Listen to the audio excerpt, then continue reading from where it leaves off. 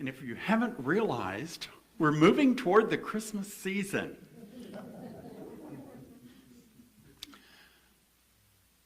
Today we're beginning a series that will take us for the next several weeks based on Christmas movies and Christmas books.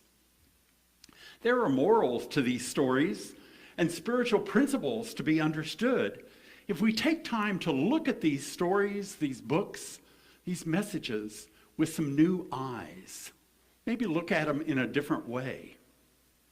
Today, I'm sharing the story and the movie of How a Grinch Stole Christmas. How did the Grinch really steal Christmas? Or did he? I'm going to share with you a few excerpts from the book, and then I'm also going to tell you part of the story so I don't have to read the whole thing to you, but to give you a feel for it. Every Who down in Whoville liked Christmas a lot, but the Grinch, who lived just north of Whoville, did not. The Grinch hated Christmas, the whole Christmas season. Now, please don't ask why. No one knows the reason. It could be his head wasn't screwed on just right. It could be, perhaps, his shoes were too tight. But I think the most likely reason of all may have been that his heart was 2 sizes too small. But whatever the reason, his heart or his shoes, he stood there on Christmas Eve hating the Whos, staring down from his cave with a sourly Grinch at the warm lighted windows below in the town. For he knew every Who in Whoville beneath was busy hanging a mistletoe wreath.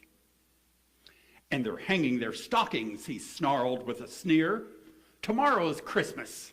Why, it's practically here.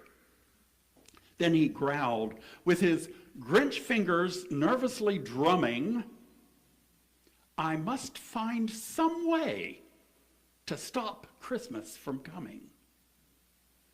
The story goes on and continues that the Grinch knew he would wake up early, and the kids would all be rushing for their toys, and oh, the noise, he hated that noise. And then they would have a feast, and they'd feast and feast and feast, and he just hated that. Then they'd do something he liked least of all. Everyone in Whoville, the tall and the small, would stand hand in hand, and the Whos would start singing. Kind of reminds me of us at the end of the service when we sing the peace song. They would sing and sing and sing. The more the Grinch thought about it, I must stop this whole thing. Why, for 53 years I've put up with it now. I must stop this Christmas from coming. But how? Then he got an idea. He was going to pretend to be Santa Claus to get into their houses. He made a Santa suit and a hat, and since he didn't have a reindeer, he took his old faithful dog Max and put a big horn that he tied onto his head to make him look like a reindeer, because he would pull the sled. He loaded up bags and sacks on his sleigh and headed for Whoville. Then during the night, he went into each of their houses to steal their Christmas. He slid down the chimney, a rather tight pitch, but if Santa could do it, then so could the Grinch. He got stuck only once for a moment or two, then he stuck his head out of the fireplace flue, where all the little Who stockings hung in a row. The stockings, he grinned, are the first thing to go. He took all the presents, the popcorn and plums. He slumped to the icebox and took the Who's feast. He took the Who pudding.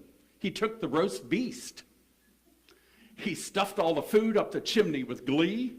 And now, he grinned, I'll stuff up the tree. He did the same thing to each one of the Who houses, stealing all of their stockings, all of their presents, and their Christmas tree, along with all their food.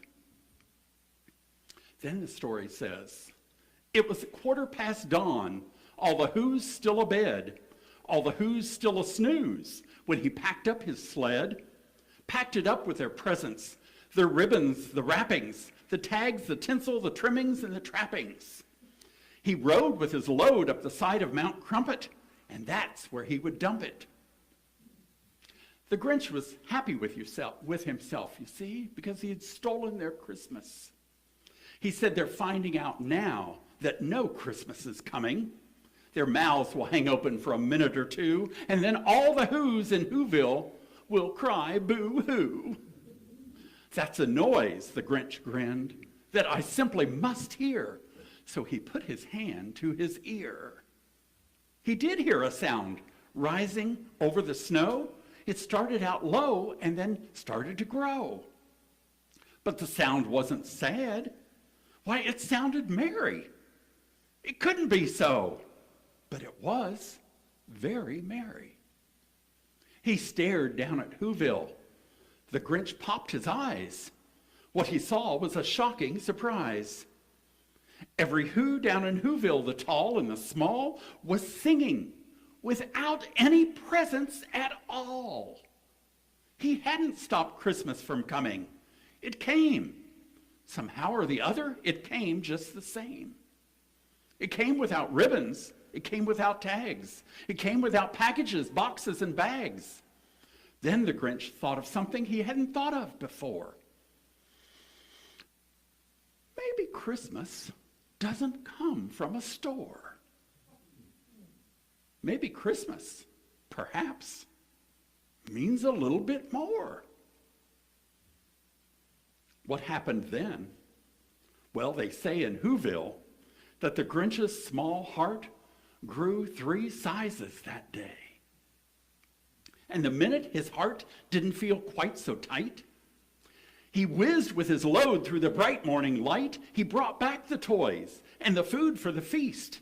And he himself, the Grinch, carved the roast beast.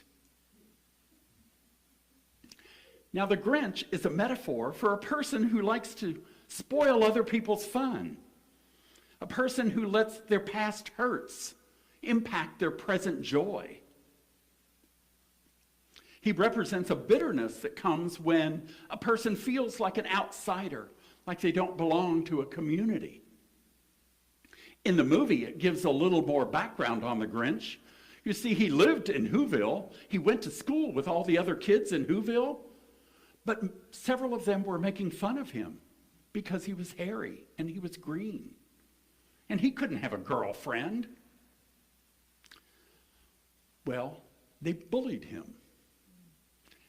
And the Grinch got really upset. And he moved himself out of Whoville and up the mountain to Mount Crumpet. And that's where he lived. So my first point for today is, what's stealing your Christmas joy? Is something stealing your joy? Maybe it's hearing Christmas carols since Halloween. I couldn't believe that. Maybe it's all the commercials and the ads that you see that say, oh, you have to buy this. You've got to have that if you're going to have a Merry Christmas. Christmas seems a lot more focused on presents for some people. Maybe what steals your Christmas joy is seeing all those perfect families on TV, where everybody is the perfect size, they're all healthy, and it looks nothing like your family. This is a good time to take a pause, breathe, and look within to say, how am I like the Grinch? Am I trying to spoil someone else's Christmas joy? Do I wish I could stop Christmas from coming? Now, I know many of us think, I wish I could slow it down a little bit. I need a few more days. There's many reasons why people might feel a little Grinchly. But if we look within, if we wake up to who we really are, then we can choose to have a different attitude. Last week, Reverend Val talked to us about the challenges we have in life and how those challenges create who we are today. It's how we respond to that that creates who we are. We get to choose who we're going to be and how we're going to show up in the world. You know, if we don't like who we are, we can change that. We get to transform our lives. That's part of our mission here, is to transform our lives. And I've told you this before, we always live life from the inside out. So if we don't like who we are, we've got to transform ourselves. Then we can help love the world and share with the world. Another question that we might want to ask is, are we embracing our uniqueness? Or do we get mad because we're unique and we see other people and we're not like them? So we either hate ourselves or we hate them. The Grinch said he had been this way for 53 years, hating these who's. Well, isn't that sad? Can you see how the Grinch didn't embrace his own uniqueness, his own gifts that he had to bring to the world? And that created for him a life of isolation on Mount Crumpet. So I want you to know you are an amazing creation of the divine. The world needs you to be you, just who you are, how you were created. If God didn't think that you were needed in this world, you wouldn't have been created. So you're important to the world. You are a child of God. You are a divine creation. And don't think that your life doesn't matter. Last week, Reverend Val's affirmation she gave us is, I find strength and blessing in every experience. So do we welcome experiences in our life so that we can grow through them? What is mine to learn from this situation? Life is about reflecting. And I like the practice of reflecting at night on how my day went. What could I have done different? How could I have been more loving? How could I show more joy to the world? As Charlie said, when he sings, he feels that joy. And don't you know that changes the vibration around him and the people around him? So that's the experience we can each have as we bring more love and more joy into the world. The second point today is, what is the real meaning of Christmas? In the movie, Cindy Lou asked the Grinch that question. She doesn't think that he's really as mean as everybody thinks he is, that underneath all that hard exterior, she knows that there's somebody there that's different. And so she says, what is the meaning of Christmas? And the Grinch is not about to let somebody break his facade. He says, the presents! It's all about the presents. Is it the presents under the tree that gives meaning to Christmas for you? Is it the lights on the tree? Is it certain foods you eat? Or a fireplace with a roaring fire? Christmas carols that you're hearing? Is it spending time with family or friends? So ask yourself, what does Christmas really mean to me? The Grinch showed us that when we focus on the material aspects of Christmas, it can overshadow the real meaning of Christmas. The Grinch thought that stealing all the material parts of Christmas would stop Christmas from coming for the who's. And I say to you, even if your Christmas doesn't look like you thought it was going to unfold, is that really stopping you from celebrating the real meaning of Christmas? In New Thought, we know the true meaning of Christmas is the birth of the Christ consciousness in each one of us. This is an internal event, and it can happen each day as we turn within, as we go within ourselves to that quiet space to connect with the divine within us. We don't need special lights, special music, or foods to make that inner journey. 2 weeks ago, Kristen talked to us about A Course in Miracles. And she said the course is training us to take back our mind, to return to love. And I thought that was so profound. When we remove the blocks to our awareness of love's presence in our life, we can return to that love. But we have to retrain our minds because the messages we get through life are different from that. As we allow that birth of the Christ consciousness within us, we return to the truth of who we are. We are an expression of God's love to the world. So let your love light show so that people see it.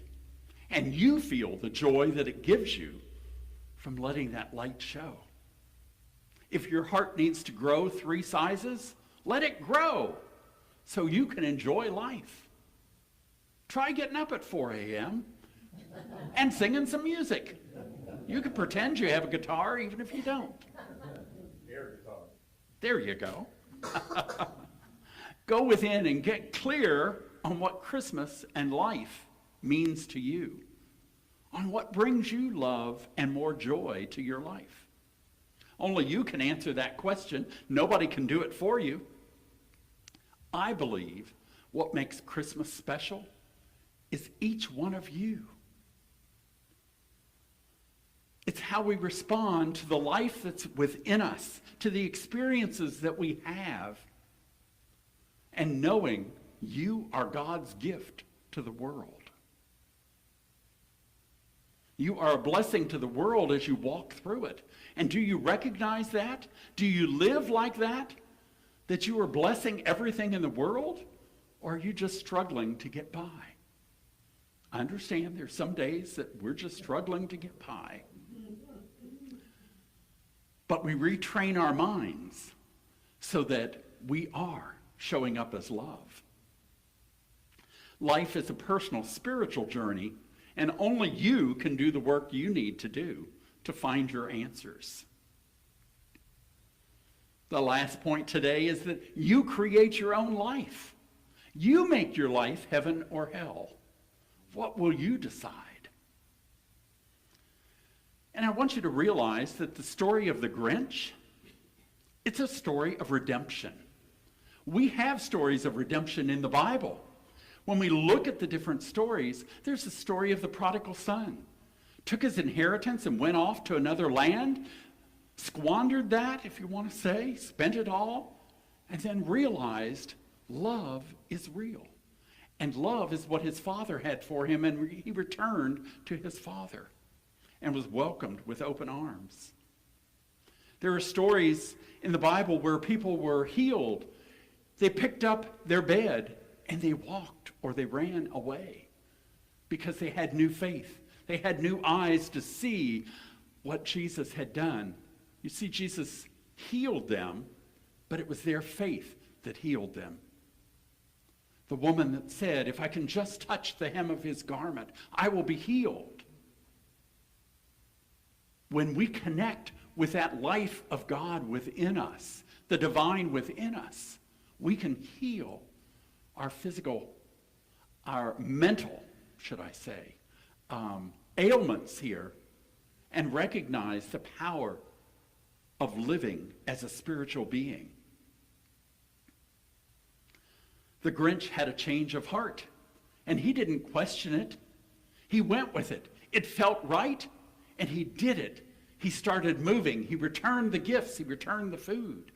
Yes, yes.